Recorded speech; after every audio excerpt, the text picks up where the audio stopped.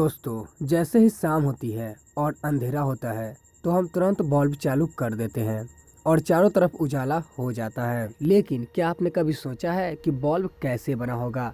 शायद हमारे पास इसके बारे में सोचने के लिए वक्त ही नहीं है। लेकिन बिजली का बल्ब बनाने में थॉमस अल्वा एडिसन ने 10,000 से भी अधिक बार असफल हुए, लेकिन वो निराश नहीं हुए और 21 अक्टूबर 1879 को उन्हें सफलता प्राप्त हो ही गई। लेकिन ऐसा क्या हुआ था 21 अक्टूबर को? तो आज हम एडिसन के कुछ रोचक बातें बताने जा रहे हैं।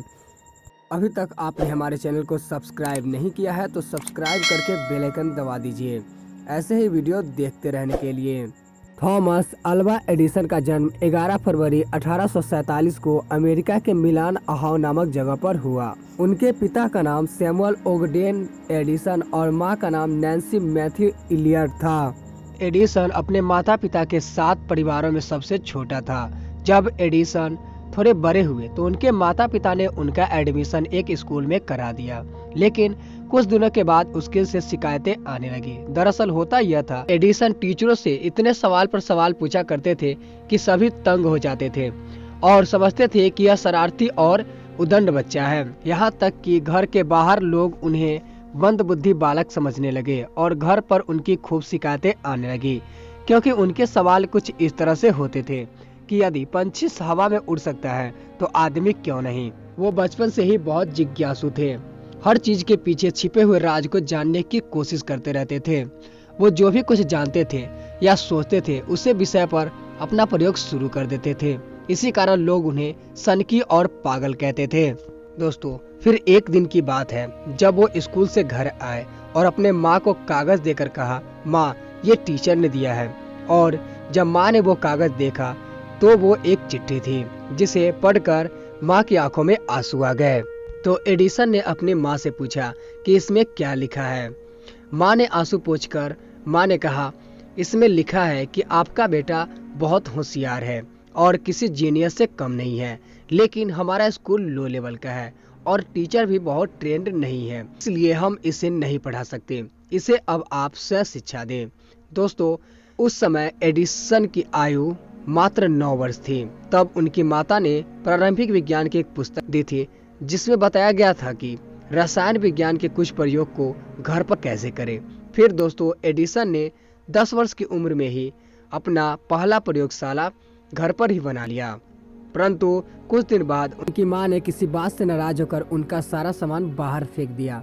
इसके बाद अपनी नई प्रयोगशाला खोलने के लिए उन्हें पैसा की सख्त जरूरत थी, इसलिए एडिसन ने रेल यात्रियों को टिकट और अखबार बेचना शुरू कर दिया। अब एडिसन रेलगाड़ी की एक खाली डिब्बे में ही अपना प्रयोगशाला बना ली।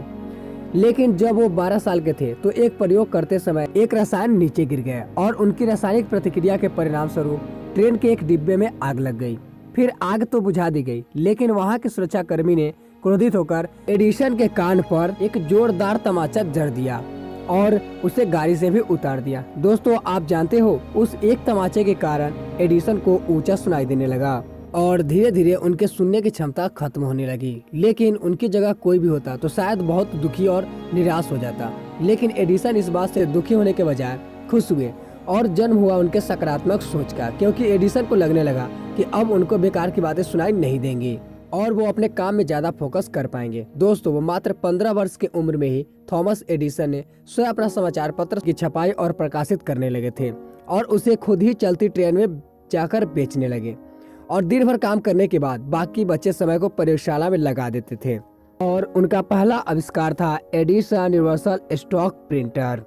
दोस्तों, अब उनके कामयाबी का सफर शुरू हो चुका था। इसके बाद उन्होंने एक के बाद एक आविष्कार करना शुरू कर दिया और उनके किए हुए आविष्कारों में सबसे बड़ा आविष्कार था इलेक्ट्रिक बल्ब। और उन्होंने अपनी कड़ी मेहनत और संघर्ष के दम पर लगभग 32 वर्ष की उम्र में उन्होंने बल्ब का आविष्कार किया और 21 अक्टूबर 1879 को पहला बल्ब पूरे दिन भर चलता रहा। दूर दूर से हजारों लोग की भीड़ इसे देखने आने लगी, क्योंकि लोगों के लिए यह किसी चमत्कार से कम नहीं था।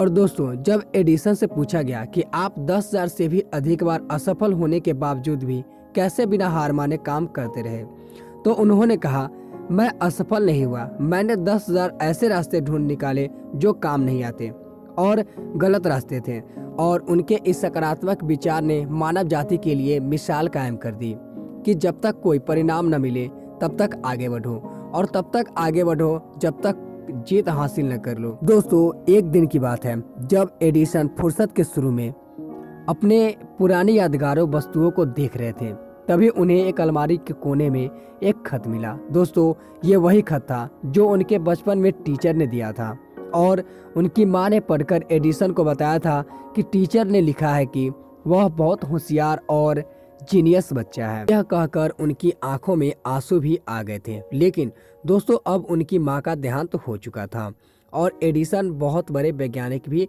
बन चुके थे, और इतना पुराना खत मिलने पर उन्होंने सोचा जल्दी से देखता हूँ कि इसमें मेरे बारे में और क्या क्या लिखा है।